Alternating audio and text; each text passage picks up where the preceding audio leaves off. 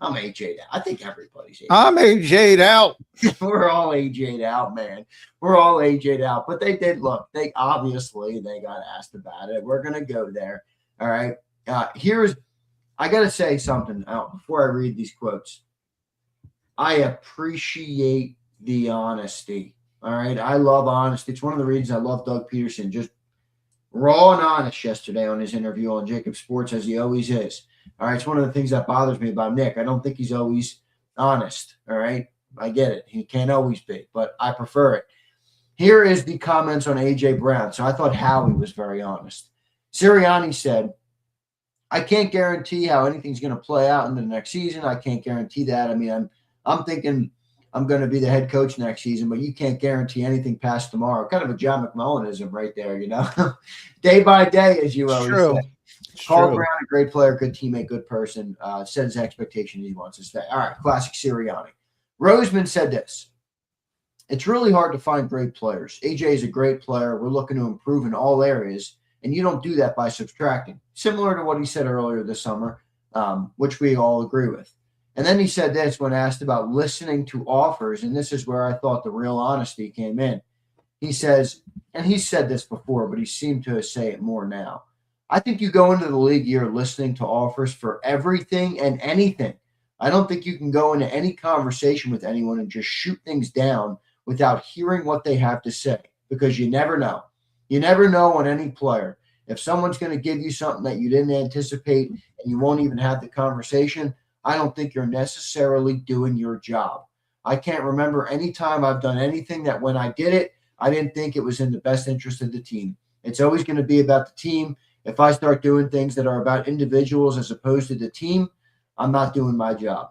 I appreciate the honesty there from Howie Roseman, which he's done before, but maybe has made a little bit more of a concerted effort on that front. At least it feels like it to me. John, your reaction to their comments on A.J. Brown at the Combines. Yeah, I'm glad Howie put all this on the record. That's my comments. Another pump up for Birds 365. Yeah, and that's why I always bring up the Joe Shane stuff on Hard Knocks. Like, they have conversations about everybody. And again, I think most fans would be shocked by that. Like, it doesn't, somebody wants to talk about somebody. It's Howie's job to listen. That's what he's saying. How many times have you heard me say that? Now, some of these don't go anywhere. With AJ, I haven't wavered. It's more about AJ Brown. Look, it's not the time to trade AJ Brown if you just wanted to trade AJ Brown because of the contract. The only reason you're trading AJ Brown is because he doesn't want to be here. And Howie's smart enough to keep the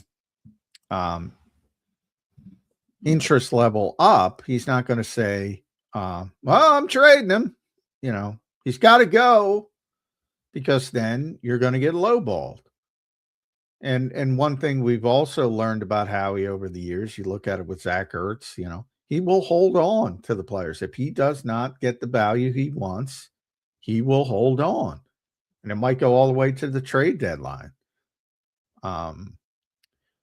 But ultimately, look, if AJ, has bought into Sean Mannion, has bought into the new scheme, he's going to be here.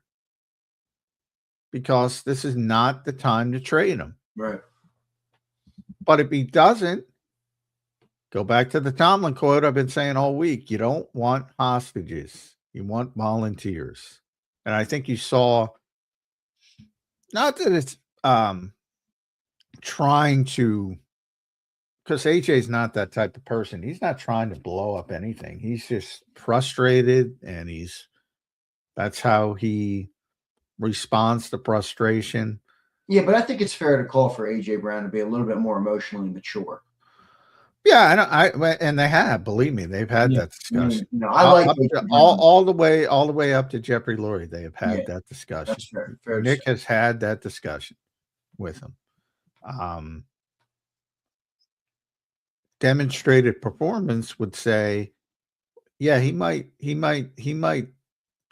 that way for a week or two, but eventually it's going to boil over. And that's where I think the organization is. They know it's going to boil over, if he's frustrated. John, do you think the Eagles weirdly have leverage in that? Not with AJ, but with other teams?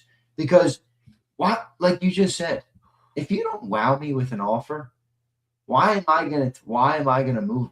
I mean, why am I gonna take on this massive cap hit? It's a bad business move to trade AJ Brown. It's bad business. Howie doesn't like to do bad business. Now you bring up which is a fair point, and maybe we'll have more impact in the conversation that I'm giving credit to right now. But I mean, I feel like the Eagles have leverage. If you want AJ Brown for my team, which by the way, some teams might, want him bad. If they might need a receiver and there's not that many out there, the Eagles have the luxury of already having them. If you want my player, my great player, well, you're going to have to pay up because I'm not taking on a massive cap hit in order to do it. Yeah, well, I don't know. I mean, just how he's good at his job, I think, is the level. You heard some, because of all the GMs, and not all of them, but most of them talk at the combine. You heard John Spytek yesterday, the couple guys, Ian Cunningham, I saw, who used to work with Howie, kind of chuckling. People asked him, Howie's because it's amazing. It is amazing. Like when he got this job, he was like the outsider. He was like, the non-traditional football background. Everybody snickered at him. And now he's like the grand poobah of GMs that everybody's in awe of. And you got guys like John Spytek and Ian Cunningham. I don't know how he does it. No pun intended. How he does it, not how he.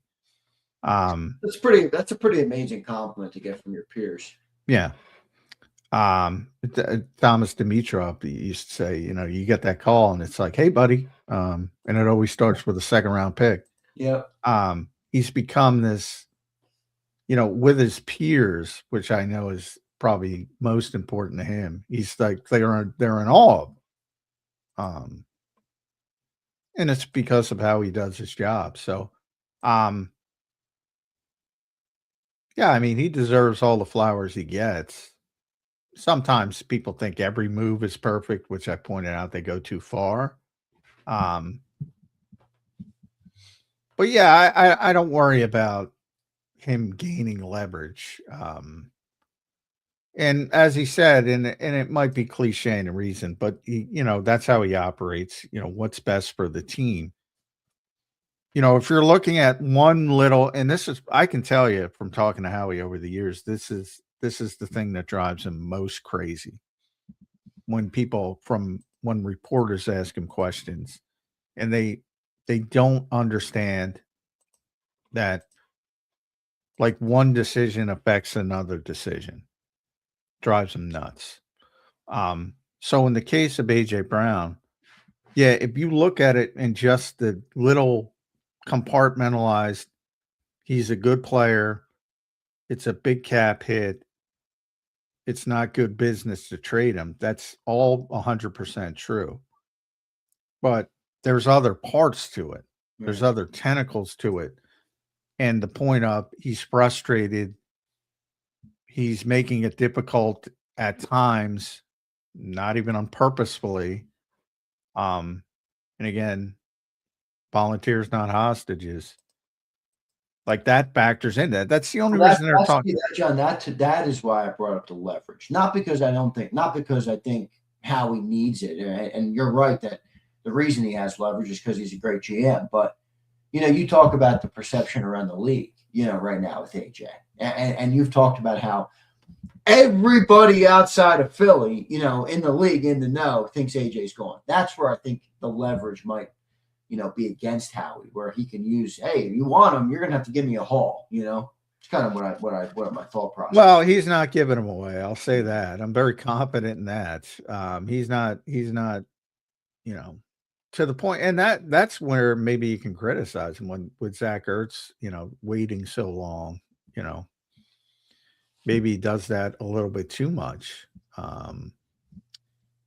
He also spoke about it on with Florio. John, he was on with Mike Florio down there.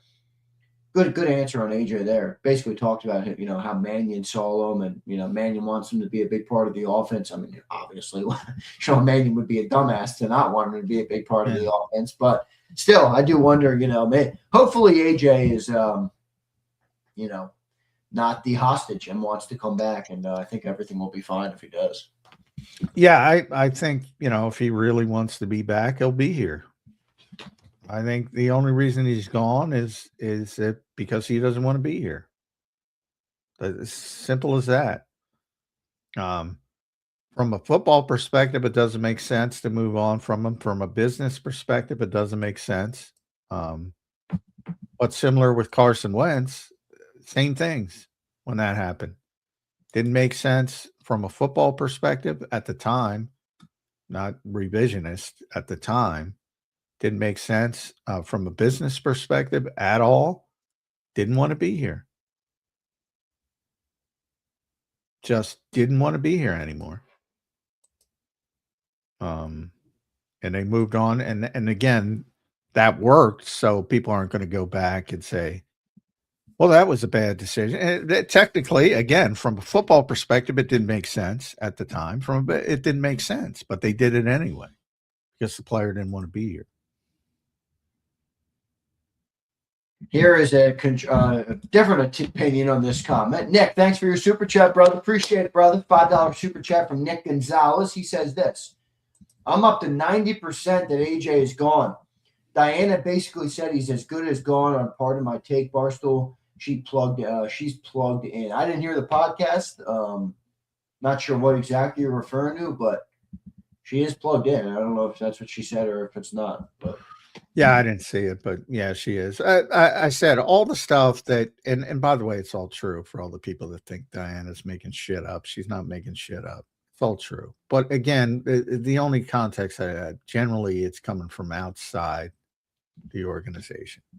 The perception is he's gone from outside the organization. I would say, yes, 90% the perception around the league is he's going to be gone. It doesn't mean they're right. They're basing that on typical NFL history when these types of things prop up. And that's why they think, and that's why the Sharks are circling, and that's why they're going to pick up the phone, and Howie's going to pick up his phone because that's his job. So when he heard all that bullshit, what did I tell you during Super Bowl weekend?